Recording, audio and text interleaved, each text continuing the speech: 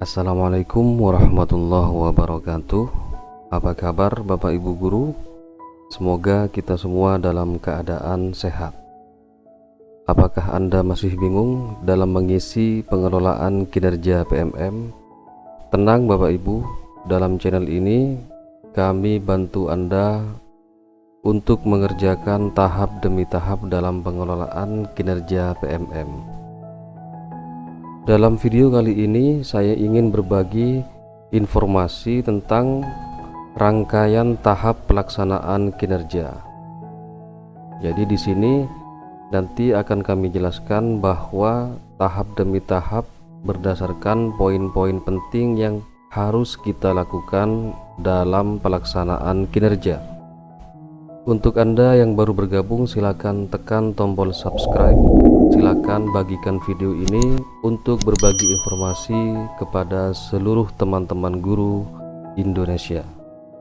Baik Bapak Ibu Guru, sekarang kita akan jelaskan tentang rangkaian tahap pelaksanaan kinerja serta apa saja poin-poin yang harus kita lakukan dalam setiap tahap tersebut. Di dalam PMM ada notifikasi baru, yaitu tentang rangkaian tahap pelaksanaan kinerja. Tahap pelaksanaan kinerja dalam fitur pengelolaan kinerja di PMM terdiri dari 5 langkah.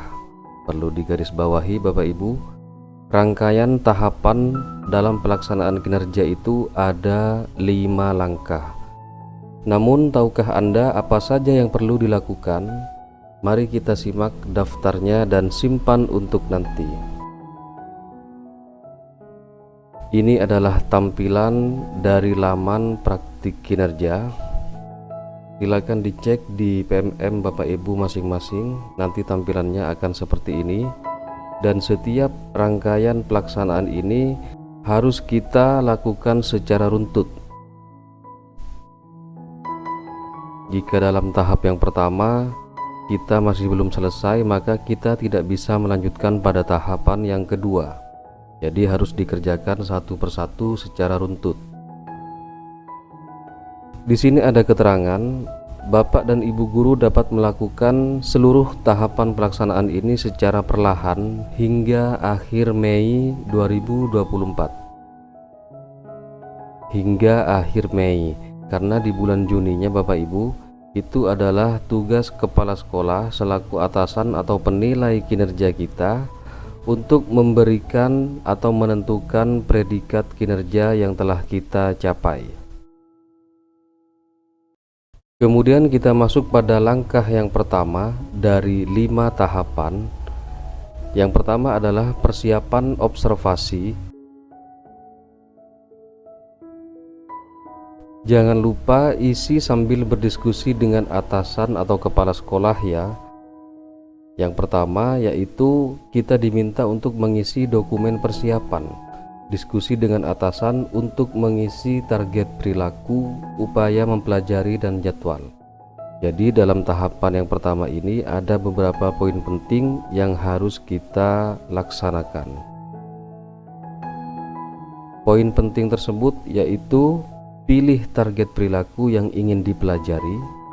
Yang kedua, tentukan upaya perilaku untuk mencapai target tersebut.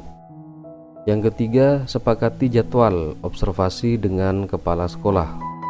Yang keempat, silakan unggah dokumen pendukung untuk hari observasi. Yaitu di sini kita mengumpulkan RPP atau modul yang akan digunakan pada saat observasi. Yang terakhir, poinnya adalah tunggu kepala sekolah untuk melakukan observasi. Jadi kelima poin ini yang akan kita laksanakan dalam tahapan yang pertama. Kemudian kita masuk pada tahapan kinerja yang kedua, yaitu observasi kinerja. Pada laman PMM Anda akan muncul tampilan seperti ini, menunggu atasan melakukan observasi. Atasan akan mengisi rubrik observasi kelas sesuai jadwal 1 Maret 2024. Kemudian poin apa saja yang harus kita lakukan pada langkah yang kedua ini? Mari kita simak. Jelang hari observasi, simak rincian observasi berisi langkah yang akan dilakukan oleh atasan. Catatannya, atasan juga akan melihat rincian observasi untuk mengetahui apa saja yang perlu diperhatikan. Jadi nanti Bapak Ibu silakan klik tombol cek rincian di sini untuk mengetahui serta memahami tentang langkah apa saja yang akan dilakukan atasan untuk mengobservasi kita di kelas. Kemudian pada saat hari observasi, guru mengajar seperti biasa sesuai dengan target perilaku. Kepala sekolah dapat mengobservasi sambil mengisi rubrik observasi kelas di PMM. Jadi ketika kita sedang mengajar, maka di situ kepala sekolah dapat melakukan observasi dengan cara mengisi rubrik yang ada pada akun kepala sekolah. Jadi penilaian di sini saat observasi, kepala sekolah itu menilai kita tidak menggunakan kertas ataupun format yang di-print karena semua format telah disediakan di dalam aplikasi PMM. Kemudian kita masuk pada langkah yang ketiga dari pelaksanaan kinerja, yaitu diskusi tindak lanjut. Silakan diskusikan upaya tindak lanjut bersama kepala sekolah. Di dalam tampilan laman PMM Anda akan muncul seperti ini: isi dokumen tindak lanjut, refleksi dan diskusi dengan atasan untuk mengisi dukungan yang dibutuhkan. Silakan klik tombol isi dokumen. Itu adalah langkah yang ketiga dari 5 langkah dalam tahapan pelaksanaan kinerja. Kemudian poin apa saja yang harus kita lakukan pada tahap yang ketiga ini? Yang pertama, Bapak Ibu silakan cari tahu hasil penilaian observasi yang telah dilakukan oleh kepala sekolah. Kemudian yang kedua, ceritakan tantangan dalam mengajar atau praktik pembelajaran. Yang ketiga, silakan pilih tujuan tindak lanjut untuk meningkatkan kualitas pembelajaran. Yang keempat, tentukan kapan upaya untuk melaksanakan tindak lanjut tersebut. Jadi nanti setelah kita dilakukan observasi oleh kepala sekolah, maka langkah selanjutnya adalah tindak lanjut untuk meningkatkan kualitas pembelajaran. Silakan Bapak Ibu tentukan kapan upaya tindak lanjut tersebut akan dilakukan. Poin selanjutnya adalah pilih dukungan untuk melakukan upaya tindak lanjut. Poin yang terakhir yaitu tulis tujuan tindak lanjut dan upaya lainnya jika ada. Di sini ada keterangannya opsional. Jadi pada tahapan ini, setelah Bapak Ibu dilakukan observasi oleh kepala sekolah, maka dalam proses belajar mengajar tersebut akan terlihat beberapa kekurangan. Kemudian tugas kita sebagai guru adalah untuk mempelajari bagaimana cara untuk mengatasi kekurangan atau tantangan serta kendala dalam proses belajar mengajar tersebut. Upaya tersebut dapat kita pelajari salah satunya dengan membaca beberapa modul dalam PMM, atau Bapak Ibu boleh mencari ilmu atau pengetahuan dari sumber lainnya, misalkan dari webinar atau dari video-video pembelajaran di YouTube ataupun artikel pendidikan. Tujuannya adalah agar kita memperoleh pengetahuan baru untuk mengatasi tantangan atau kendala yang muncul sebagai upaya tindak lanjut kita. Itu yang harus dilakukan pada tahapan yang ketiga ini. Kemudian Bapak Ibu, kita akan lanjut pada tahapan yang keempat dari 5 tahapan dalam pelaksanaan kinerja, yaitu langkah yang keempat, upaya tindak lanjut. Pada halaman PMM masing-masing muncul gambar seperti ini. Lakukan tindak lanjut. Pelajari pilihan belajar dari PMM dan lakukan aksi tindak lanjut lainnya.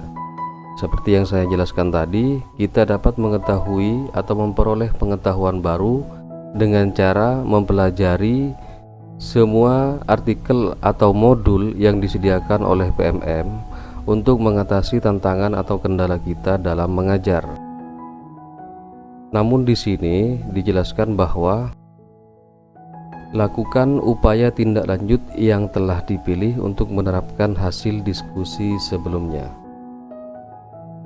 Kemudian Bapak Ibu, di sini muncul keterangan bahwa ada kabar baik dalam tahapan ini, yaitu pelatihan mandiri dalam upaya tindak lanjut tidak harus diselesaikan hingga mengumpulkan aksi nyata dan mendapatkan sertifikat, karena fokus utamanya adalah kemajuan dalam melaksanakan proses pembelajaran. Jadi ketika Bapak Ibu mencari pengetahuan baru untuk mengatasi tantangan atau kendala dalam saat observasi tadi, Bapak Ibu bisa mempelajari tentang modul-modul yang ada di PMM, namun tidak harus diselesaikan hingga mengumpulkan aksi nyata.